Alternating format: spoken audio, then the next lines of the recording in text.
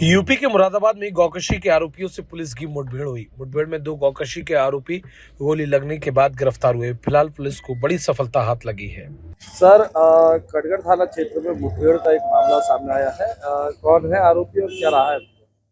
देखिए, आज कटघर पुलिस नया गांव पंडित नगला के बीच में चेकिंग कर रही थी। एक पिकअप आती है, उसको रोकने का इशारा किया गया तो वो जंगल की तरफ भागती है। आगे एक बिजली के खंभे पे टकराने के बाद बदमाश उससे उतर के भागते हैं और फायरिंग करने लगते हैं।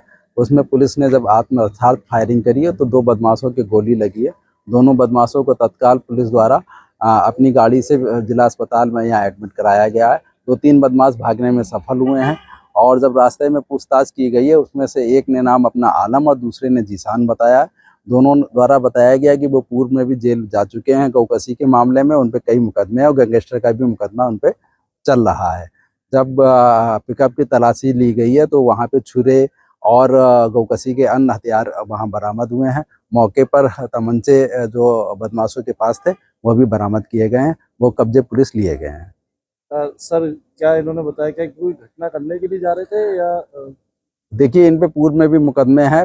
6-7 दिन पहले इन्होंने कटघर क्षेत्र में एक घटना और करी थी, 1-2 घटना करी थी। उसके अवशेष भी इन्होंने गागर नदी के पुल के नीचे फेंके थे और उस संबंध में पुलिस द्वारा कटघर पुलिस द्वारा एक मुकदमा भी कायम है। उस संबंध में भी इनसे पूछताछ की जाएगी क्योंकि ये उस घटना को भी स्वीकार कर रहे हैं। उसमें और कौन कौन लोग शामिल थे वो भी सब पता किया जाएगा। निश्चित तौर पे ये आज भी कोई घटना कारित करने जा रहे थे जिस प्रकार से हथियार बरामद हुए हैं। अब इनको कहाँ भर्ती करा दिए? ये दोनों बदमाश इस समय डिस्ट्रिक्ट हॉस्पिटल में एडमिट हैं और डॉक्टर से इनसे बात की गई है। अभी ठीक हैं। इनका इलाज डिस्ट्रिक्ट हॉस्पिटल में चल रहा है। कहाँ कहाँ गोली लगी है? इनके पैरों में गोली लगी है। यूपी के एटा में कलयुगी बेटे ने रास्ते में घेर कर पिता को मारी गोली। हालात गंभीर हैं। परिजनों ने घायल अवस्था में मेडिकल कॉलेज में भर्ती कराया जहां उपचार चल रहा है। नाम क्या है आपका? ज्वाला प्रसाद। थोड़ा तेज बोलो, क्या नाम है? ज्वाला प्रसाद। ज्वाला प्रसाद। पिताजी का नाम? नथु सिंह। नथु सिंह। कहाँ जा रहे थे आप? ससुराल। ससुराल कहाँ पड़ती है आपकी? नला भवानी। कहाँ पे? भवानी कनौरा। अच्छा, भवानी एटा में ही है। हाँ। थाना कौन सा लगता है? अवागढ़। अबागढ़। क्या घटना क्या हुई है तुम्हारे साथ? गोली लगी है सर। गोली लगी है? हाँ। कैसी गोली लगी है? कितने मारी है गोली? गोली राम अवतार, बीके, सुरभदीपी और राजेश। राजेश कौन है? राजेश राम अवतार का ससुर है। और राम अवतार कौन है? वो हमारा लड़का है। आपके लड़के ने गोली मारी है? 2021 में उसने हमारे छोटे बेटे को मार दिया।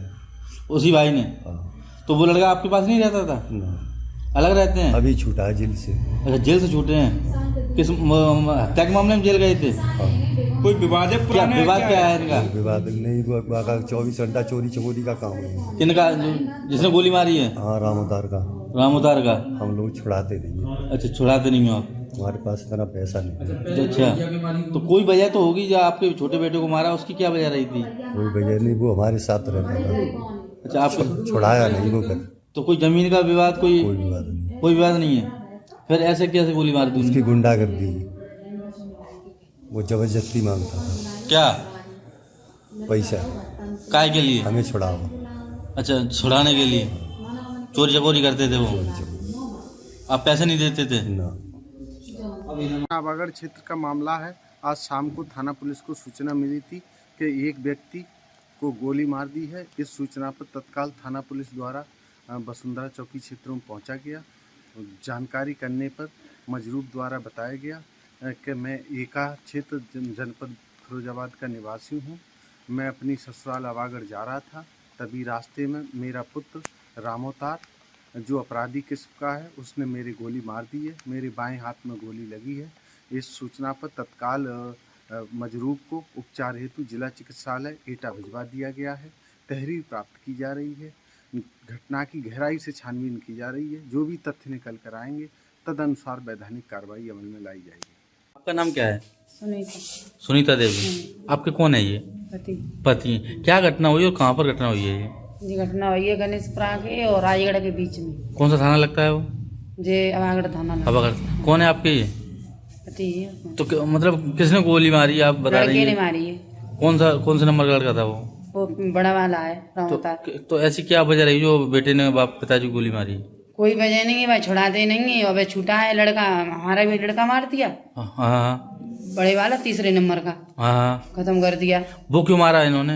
अब पता नहीं, इनने पैसे ससुराल बुलाए लो, मौका क्या हुआ क्या ना हुआ। ससुराल बुला लिया था। तो कब जेल छूट के आए? जेल से कब छूटे थे? अब मैं वैसे तो जानते ना हूँ, होली करके यहाँ वो छूट गई। होली से? हाँ। तो अभी तक कहाँ रह रहे थे? आपके पास नहीं रहते थे? ना, हमारे पास नहीं रह रहा था। नहीं रह रहे ना, थे? इत रह रहा था तो हम पे भके आएंगे, इसलिए अब यूँ कहता है कि हम जान से मार देंगे। जान से मार देंगे। हाँ। तो आप कहाँ जा रहे थे इस टाइम? हम जा रहे पे मायके। कहाँ पे? भवानी की नगर। भवानी नगर। हाँ। महाराम पड़ता है? ना, आज भवानी को ना रह जाए, वसुंधरा के पास में। वसुंधरा के पास ही है। अबागर थाना है। हाँ। एटा में अज्ञात वाहन ने बाइक सवार 2 सगे भाइयों को रौंद, एक भाई की दर्दनाक मौत हो गई, दूसरे की हालत गंभीर है। परिजनों द्वारा कराया गया दोनों भाइयों का मेडिकल कॉलेज में भर्ती। यूपी के बांदा में ऑपरेशन ईगल के तहत पुलिस की संयुक्त टीम में 1 करोड़ रुपए का गांजा व एक लोडर बरामद किया गया है। ऑपरेशन ईगल के क्रम में एसटीएफ प्रयागराज और थाना कोतवाली नगर बांदा की संयुक्त पुलिस टीम द्वारा अवैध सूखे गांजे की तस्करी करने वाले 2 अभियुक्तों को गिरफ्तार किया गया है। पद बांदा अपर पुलिस महानिदेशक प्रयागराज महोदय के एक युद्ध नशे के विरुद्ध ऑपरेशन ईगल अभियान के अंतर्गत पुलिस उप महानिरीक्षक चित्रकूट धाम और पुलिस अधीक्षक महोदय बांदा के निर्देशन में एसटीएफ प्रयागराज की यूनिट और कोतवाली नगर पुलिस के द्वारा 2 अभियुक्त मनोज मिश्रा व असलम को गिरफ्तार किया गया है। इनके कब्जे से 2 कुंटल 10 किलोग्राम सूखा अवैध गांजा, जो करीब इसकी कीमत 1 करोड़ रुपए की है, ये बरामद हुआ है। और एक महिंद्रा पिकअप जिसमें ये लोग छिपा के ला रहे थे। पूछताछ में इनके द्वारा बताया गया था ये गांजा उड़ीसा से बरेली भेजा जा रहा था और इनके 2 अन्य साथी, जो एक हरीश गुप्ता और यूसुफ अंसारी हैं, वो भी साथ में थे।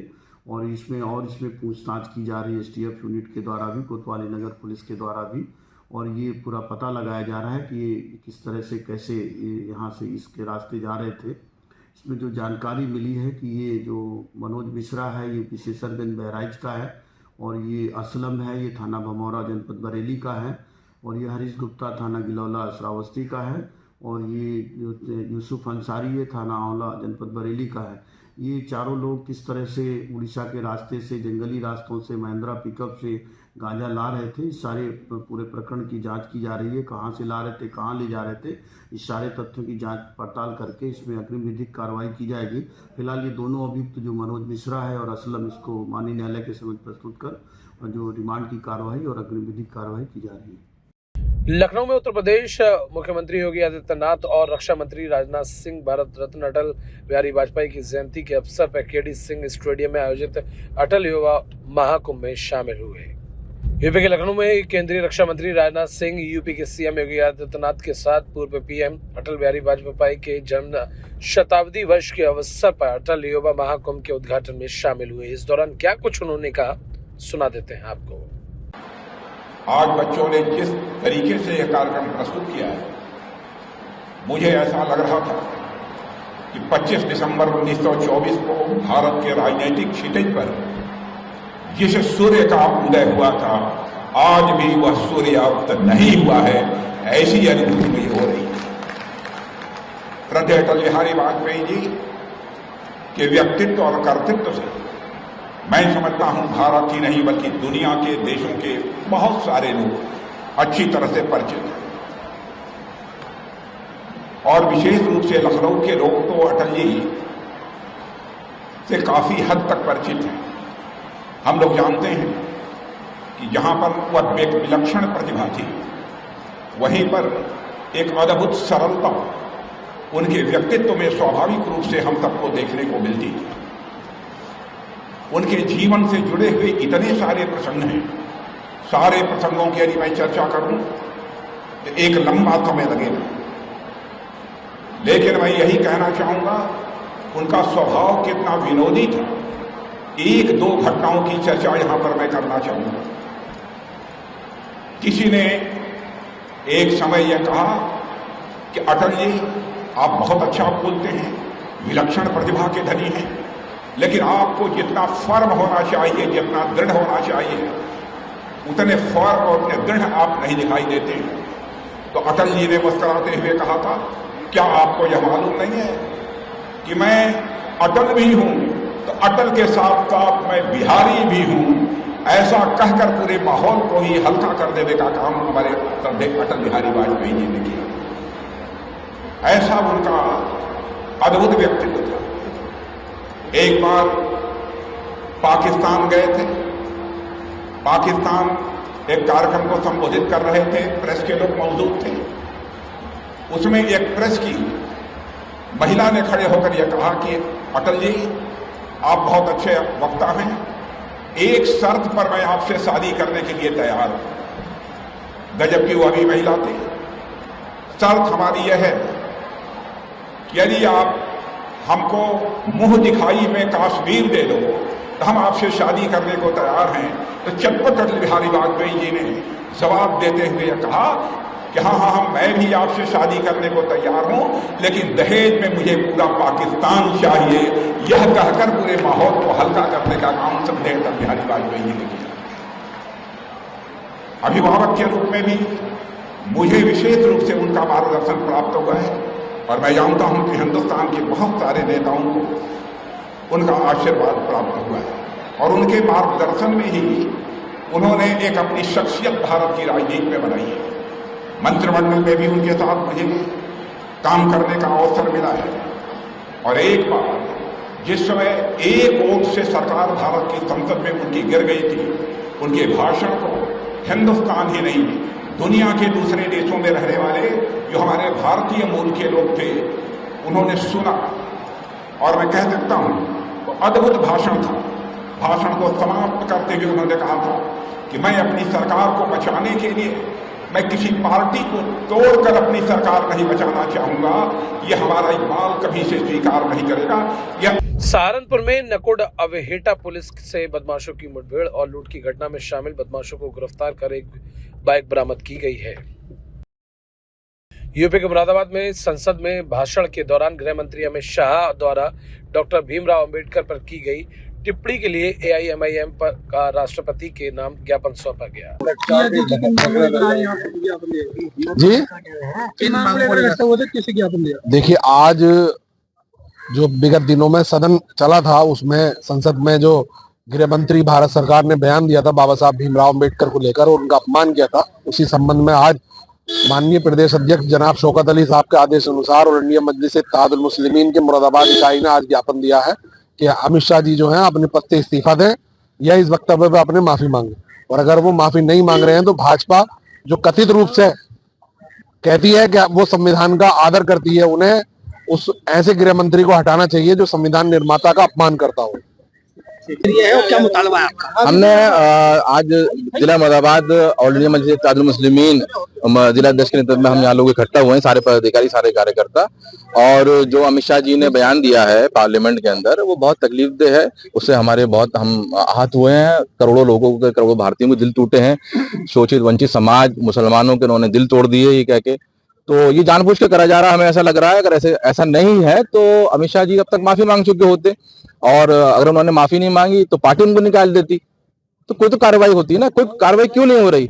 जो भी भारत के अंदर अब ऐसा माहौल बना दिया है सरकार ने कि जो भी संवैधानिक लोग हैं, जो धार्मिक गुरु हैं, उनकी बेइज्जती होती है। अभी रसूलुल्लाह पर लोगों ने क्या क्या कहा, क्या कार्रवाई हुई इसके ऊपर? और उस टाइम जो समाजवादी और कांग्रेस कहाँ पे थे जब मुसलमानों के लिए, मुसलमानों की जान से बढ़कर उनके नबी और पूरी दुनिया के रहमतुल आलमीन, सारी इंसानियत के लिए जो शख्सियत आई, उनके नाम पे गुस्ताखी करी गई, तो उन लोगों पे क्या कार्रवाई गई? उस टाइम समाजवादी और ये सब कहाँ थे? तो ये लोग सब तो ढकोसला कर रहे हैं। ये लोग ढकोसला कर रहे हैं डॉक्टर अम्बेडकर पे। डॉक्टर अम्बेडकर पे कोई निकल के आया तो मजलिस निकल के आई है, बैरिस्टर ओवैसी निकल के आए, शौकत अली निकल के आए, यही जेन्युइन लोग हैं। बाकी तो ये सब टाइमबाजी कर रहे हैं। आज का एहतजाज मुरादाबाद में ही प्रदेश में,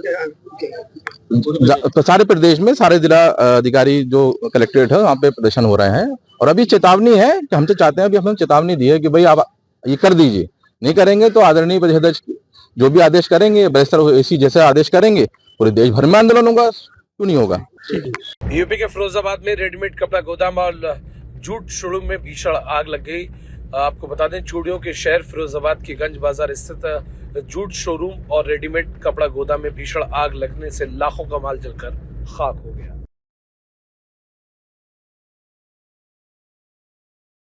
कहाँ आग लगी है? सर ये आग लगी है, कैसे लगी है और किस तरीके की आग थी और किस तरह ये काम निभाया गया?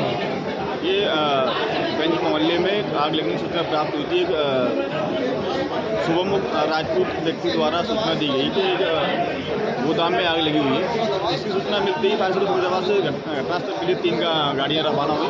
पहुँचकर देखा कि गोदाम था, ऊपर इनका रेजिडेंस था और नीचे कपड़े का गोदाम था, उसमें आग लगी हुई थी। इससे फायर सर्विस फरीदाबाद द्वारा उससे आर्थिक रूप से बुझा दिया गया, कोई जिनानी नहीं हुआ।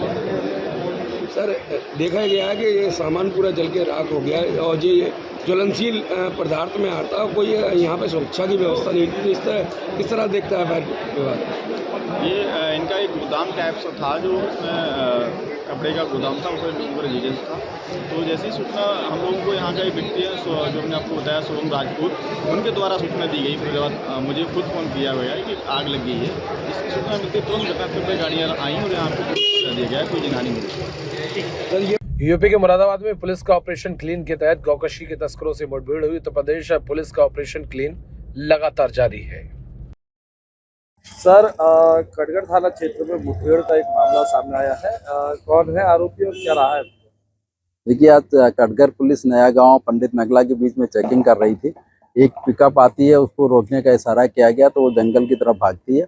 आगे एक बिजली के खंभे पे टकराने के बाद बदमाश उससे उतर के भागते हैं और फायरिंग करने लगते हैं।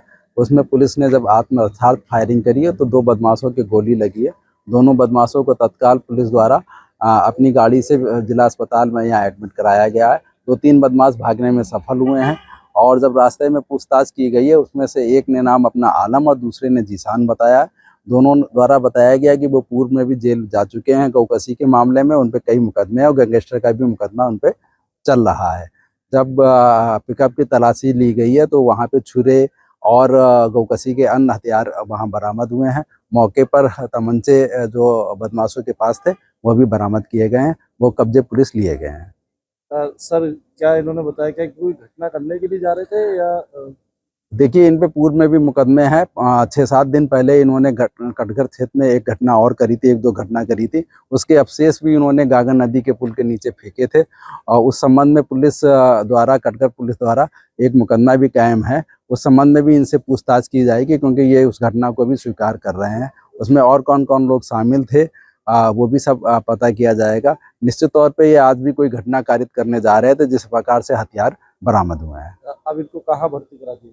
ये दोनों बदमाश इस समय डिस्ट्रिक्ट हॉस्पिटल में एडमिट हैं और डॉक्टर से इनसे बात की गई है, अभी ठीक हैं। इनका इलाज डिस्ट्रिक्ट हॉस्पिटल में चल रहा है। कहाँ गोली लगी है? इनके पैरों में गोली लगी है। ग्वालियर में बीजेपी दलित विरोधी हैं, संविधान व अम्बेडकर विरोधी हैं, इसलिए अमित शाह इस्तीफा दें और मोदी जी माफी मांगे। कांग्रेस उतरी सड़कों पर और नारेबाजी की गई।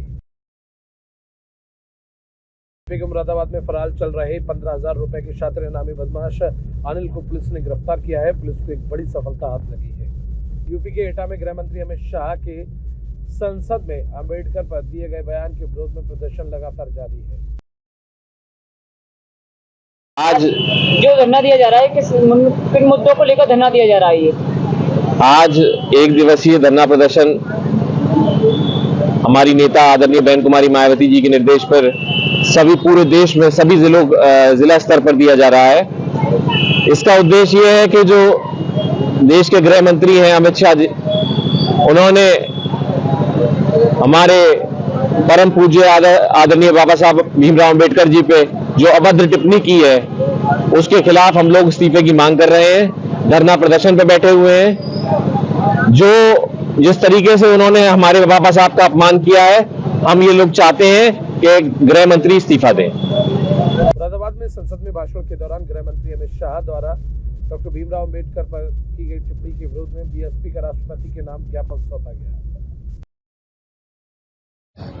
आज ये बहुजन समाज पार्टी के राष्ट्रीय अध्यक्ष और इस प्रदेश की 4 बार मुख्यमंत्री रही आदरणीय बहन कुमारी मायावती जी के निर्देश पर जो आज एक तरफ देश के अंदर संविधान के 75 वर्ष पूर्ण होने पर चर्चा हो रही है सदनों में, आज वहीं पर संविधान निर्माता बाबा साहब के सम्मान में जो टिप्पणी यहाँ के गृह मंत्री अमित शाह जी द्वारा की गई है उसके विरोध में आज ये धरना प्रदर्शन आयोजित किया गया था। ये कब तक रहेगा? आज ये 1 दिवसीय धरना प्रदर्शन है पूरे प्रदेश के साथ पूरे देश में बहुजन समाज पार्टी का 1 दिवसीय धरना प्रदर्शन है। आज हमने यह ज्ञापन के माध्यम से महामहिम राष्ट्रपति महोदय से ये मांग की है कि जो बहुजन समाज के भगवान हैं और जिन्होंने आज हमें रहने का, खाने का, पढ़ने का और सब तरह का रहने का अधिकार दिया, परम पूज्य बाबा साहब के अपमान में जो टिप्पणी की गई है उसका विरोध आज सब साथियों ने यहाँ पर आकर किया है और महामहिम राष्ट्रपति महोदय से मांग की गई है कि इस पर अनुचित कार्रवाई करें और उनको बर्खास्त करने की मांग करें। और बहुजन समाज पार्टी आदरणीय बहन जी के निर्देश पर सब साथियों ने आकर ये ज्ञापन आज यहाँ जिलाधिकारी महोदय को सौंपा है और ये राष्ट्रपति महोदय जी को संबोधित ज्ञापन। अगला कदम क्या होगा अगर किसी प्रकार की कोई? अभी आदरणीय बहन जी बहुजन समाज पार्टी के हम सब लोगों को जो भी आगामी आदेश देंगे उसके अनुरूप सभी साथी कार्य करेंगे। जनपद संभल की चंदोसी में मिली बावड़ी की चौथे दिन भी खुदाई जारी है। मजदूरों के साथ आपको बता दें बेका लोडर भी लगाकर खुदाई की जा रही है। साहब आज यहाँ पर खुदाई हो रही है, कितने दिन हो गए हैं और अब किस चीज के माध्यम से खुदाई कराई जा रही है? आज हमारा चौथा दिन यहाँ खुदाई का है और चूंकि अभी तक तो जो इसके ऊपर की बात थी, ऊपर तो जेसीबी ट्रैक्टर लगा करके मिट्टी हटा ली गई। अब नीचे आने पर अब चूंकि कंस्ट्रक्शन है तो वहां तो कोई जेसीबी चल नहीं सकती, जेसीबी चलेगी तो डैमेज हो सकता है, इसलिए मैनुअली जो है लेबर लगा करके फावड़े तसली से मलबे को निकाला जा रहा है। और अभी कुछ कहना बड़ा मुश्किल है, धीरे धीरे इसको परत खुलता जाएगा कि कहाँ तक इसका एरिया है, क्या है। वैसे भी जो राजस्व नक्शे में तो बताया गया कि 600 वर्ग मीटर, तो जो भी है तो वो जो है क्रमशः खुदाई के साथ साथ आता जाएगा। अच्छा, इसमें कितने मैन पावर लगी हुई होगी? मैन पावर हमारे करीब 50 लगे हुए हैं नगर पालिका से। हमारे मतलब खुदाई के टीम के तो हैं काफी लोग और हमारे ऑफिशियल एसआई साहब हैं, आरआई साहब हैं, सभी लोग जो है लगे हुए हैं। अच्छा, यहाँ सुरक्षा व्यवस्था की क्या? सुरक्षा व्यवस्था थोड़ा सा देराज हो गया है, पीएससी आ रही है। अभी पीएससी हमको फाउंटेन चौराहे पर मिली है, वो आने ही वाली है। और जिस तरीके से यहाँ भीड़ लगा है ऐसे में काम करना बड़ा मुश्किल होगा। पीएससी आ रही है तो इससे भीड़ हटा के तभी कोई काम हो पाएगा। अंदर जो खुदाई चल रही है वहाँ पे रोशनी की व्यवस्था भी नहीं है? हाँ, वहाँ रोशनी व्यवस्था करनी है और हमें भी थोड़ा डाउन हो रहा है। हाँ, और हमें जो है इस चीज का ख्याल रखना है कि कोई अनहोनी न होने पाए। तो रोशनी के साथ साथ हमें ऑक्सीजन वगैरह और मेडिकल टीम को भी हमें यहाँ बुलाना पड़ेगा। यूपी के बांदा में गृह मंत्री के खिलाफ बीएसपी का विरोध प्रदर्शन डीएम के माध्यम से एक राष्ट्रपति को ज्ञापन सौंपा गया है। का प्रदर्शन था, क्या विरोध किया गया? विश्व में भारत को सबसे बड़ा लोकतांत्रिक देश और बेहतर संविधान देने वाले परम पूज्य भारत रत्न बाबा साहब अम्बेडकर, जिन्होंने इस देश का संविधान दिया, जिस संविधान की बदौलत इस देश की कार्यपालिका, न्यायपालिका व्यवस्था भारत सरकार के गृह मंत्री श्री अमित शाह ने सदन में अशोभनीय टिप्पणी की है और उस टिप्पणी से बाबा साहब अम्बेडकर की गरिमा, बाबा साहब अम्बेडकर के अस्तित्व और बाबा साहब अम्बेडकर के मानने वाले लोगों यानी अनुयायियों को गहरा आघात पहुंचा है। अमित शाह जिस संविधान की बदौलत वो गृह मंत्री बने हैं, जिस संविधान की शपथ लेकर के वो पद धारण किए हुए हैं, उस व्यक्ति ने बाबा साहब अम्बेडकर के खिलाफ अशोभनीय टिप्पणी की है। बाबा साहब अम्बेडकर के विचारों का अपमान है, बाबा साहब अम्बेडकर के अनुयायियों का अपमान है और बाबा साहब अम्बेडकर का किया गया यह अपमान बहुजन समाज पार्टी बर्दाश्त नहीं कर सकती है। इसलिए अमित शाह को चाहिए था कि जो उन्होंने गुनाह किया है वो तत्काल अपने पद से इस्तीफा दे देते, माफ़ी मांगते, अपने जो टिप्पणी की है अशोभनीय टिप्पणी, उसकी माफ़ी मांगनी चाहिए। लेकिन ना तो अभी तक उन्होंने माफ़ी मांगी और ना ही त्याग पत्र दिया। इसलिए बहुजन समाज पार्टी ने आज पूरे देश में हर जिला स्तर पर धरना प्रदर्शन करके और जो कुकृत्य किया, आपराधिक कृत्य किया अमित शाह ने, उसकी भर्त्सना की गई है, निंदा की गई है और महामहिम राज्यपाल को जिले के कलेक्टर के माध्यम से ज्ञापन सौंपा गया है कि महामहिम राष्ट्रपति को यह हक होता है, संविधान ये दायित्व देता है कि उनके प्रसाद स्वरूप ही मिनिस्टर होते हैं, जो केंद्र का केंद्र का मंत्रिमंडल होता है वो राष्ट्रपति का मंत्रिमंडल होता है, प्रधानमंत्री का मंत्रिमंडल नहीं होता। इसलिए यदि वो किए गए गुनाह जिन्होंने संविधान निर्माता बाबा साहब अम्बेडकर के विरुद्ध अपमानजनक टिप्पणी की है वो माफ़ी नहीं मांगते हैं और इस्तीफा नहीं देते हैं, तो महामहिम राष्ट्रपति हमारे समझ में नहीं आ रहा कि हम मोबाइल कहाँ चला रहे हैं। ये मांग की है कि उन्हें तत्काल बर्खास्त करें, वो इस लायक नहीं। ठीक है। महाराष्ट्र के नागपुर में महाराष्ट्र के मुख्यमंत्री देवेंद्र फडणवीस ने कहा कि कांग्रेस पार्टी को गृह मंत्री अमित शाह के बयान को आधा काटकर उस पर राजनीति करने के लिए माफी मांगनी चाहिए। और क्या कुछ कहा सुना देते हैं आपको।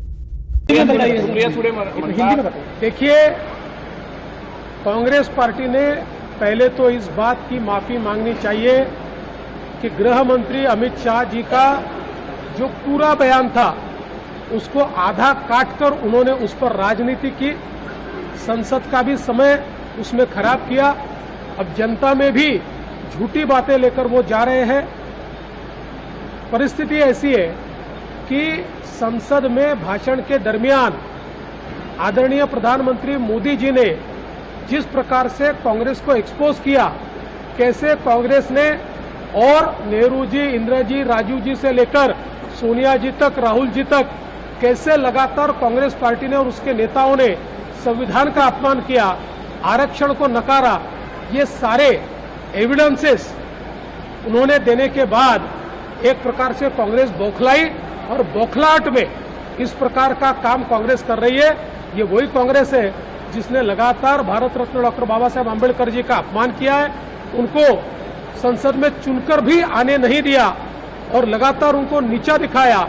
यहाँ तक कि जहाँ उनका महापरिनिर्वाण हुआ वहाँ पर उनका स्मारक बने, इसके लिए 20 साल आंदोलन करना पड़ा, लेकिन 1 इंच भी जमीन कांग्रेस सरकार ने नहीं दी। लेकिन मोदी जी की सरकार आने के बाद मात्र 3 दिन में 2000 करोड़ रुपए की जगह भारत रत्न डॉक्टर बाबा साहेब आम्बेडकर जी के स्मारक के लिए मोदी जी ने दी। चाहे वो महू हो, चाहे दीक्षा भूमि हो, चाहे अलीपुर रोड हो, हर जगह जो डॉक्टर बाबा साहेब आम्बेडकर जी की स्मृतियां हैं उनको संजोने का काम ये भारतीय जनता पार्टी ने, नरेंद्र मोदी जी ने किया है।